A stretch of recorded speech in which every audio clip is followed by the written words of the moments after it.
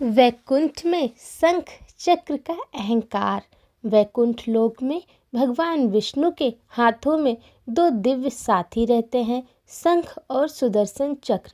क्योंकि वे भगवान के हाथों में रहते थे, उनके मन में थोड़ा गर्व आ गया था। उन्हें लगता था हम तो भगवान के हाथों में हैं, सबसे करीब, और यह पादुका तो केवल उनके चरणों में रहती है।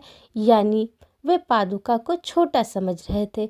पादुका का विनम्र थी, उसने कुछ नहीं कहा, क्योंकि जो वास्तव में महान होता है वह चुपचाप रहता है।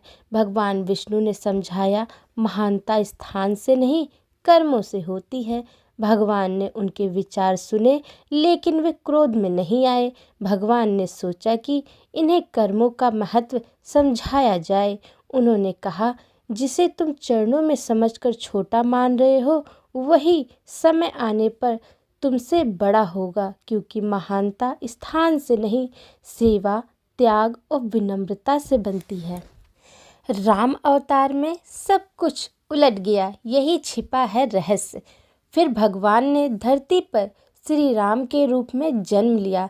शंख का जन्म भरत के रूप में, चक्र का जन्म शत्रुघ्न के रूप में, और पादुका श्री राम की दिव्य चरण पादुका बनकर अब वही पादुका जिसे पहले छोटा समझा गया था, सबसे बड़ी धर्म शक्ति का प्रतीक बनी। भरत जी का त्याग और पादुका का महत्व।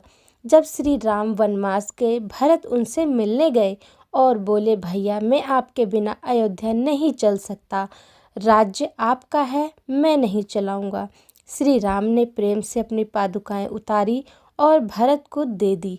भरत ने उन्हें अपने सिर पर रखा और अयोध्या लौटकर सिंहासन पर पादुकाएं विराजित कर दी गई। भरत ने खुद राजा बनकर स्वीकार नहीं किया, बल्कि पादुका के नाम पर राज्य चलाया।